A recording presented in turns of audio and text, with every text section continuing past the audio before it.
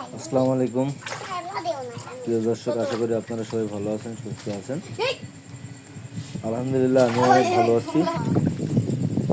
এই যে দেখতেছেন, এখানে মূলা ধোয়ার কাজ চলতেছে। এবছরে খুবই কষ্টের মধ্য দিয়ে অনেক বৃষ্টি, প্রচুর বৃষ্টি, এত বৃষ্টি অন্যান্য কোনো বছরে হয় না। তো যাই হোক, দেখলেন আমার বাচ্চা কাচ্চা নিয়ে মূলা ধুয়ে বাজারে নিয়ে আসছি। মূলা পেঁপে বাজারের দৃশ্য। যাই হোক, এখন আমার বাগানে নিয়ে যাবো আপনাদের। এই যে আমি মূলা তুলছি, এই মূলাগুলো আমার হাতে।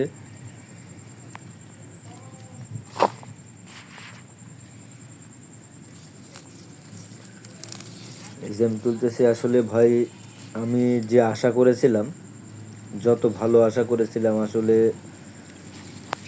অতটা হয়নি। তাতে যা হয়েছে আলহামদুলিল্লাহ যথেষ্ট, কারণ এবছরে খুবই বৃষ্টি। আর আমি যেখানে মূলা বুনেছি, আসলে মাটিটা খুব ভালো না, আমাদের এঁটেল মাটি।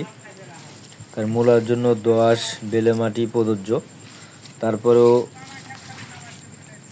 আগাম হিসেবে আমি বুনছিলাম, কারণ মূলত আমি এখানে মোটামুটি 300-350 পিঁপের গাছ লাগাইছি। পিঁপের গাছ লাগানোর পরে আসলে পিঁপের গাছ তো বড় হয়নি, বিধায় আমি যেটুকু জায়গা বাকি ছিল সেইটুকু জায়গায় আমি এই চাষটা করতেছি। মূলা ওঠার পরে পালং শাক বুনবো, আশা করতেছি ভালো হবে।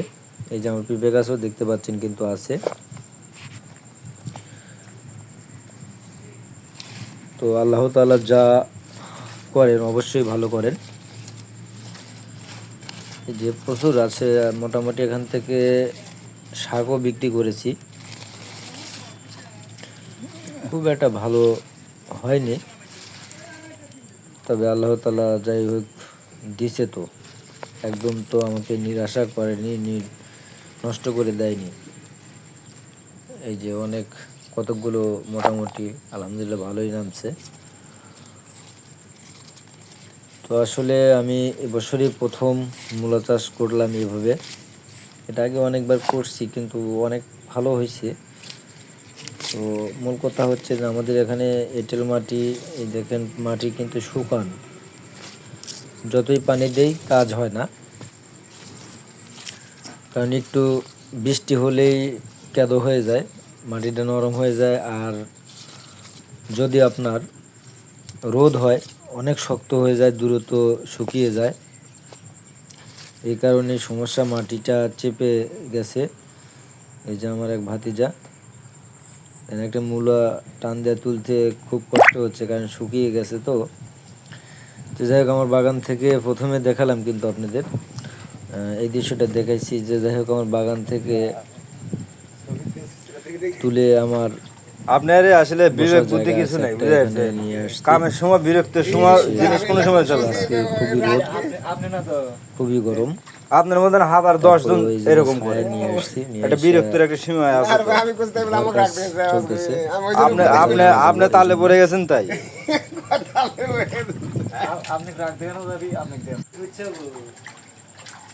এখানে এই যে দেখতে পাচ্ছেন, আমার মেয়ে আছে, আমার ছেলে আছে। আসলে আমার কাজে একটু হেল্প করতেছে, তারা সহযোগিতা করতেছে, ছোট মানুষ।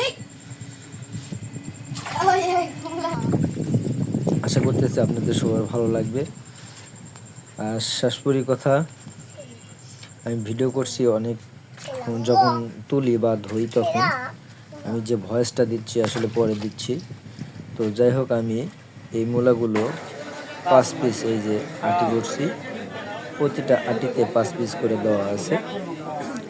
আমি হাটে নিয়ে আসছি, এখন এটা আমাদের বাজারে, গ্রাম্য বাজার, এখানে নিয়ে আসছি। নিয়ে আসার পরে আমি পার 2 আটি 30 টাকা করে বেচেছি। আমার একটা আটিতে ওজন আছে 600 গ্রাম। তো যাই হোক, 30 টাকা জোড়া বেচেছি। ভালো থাকবেন, সুস্থ থাকবেন।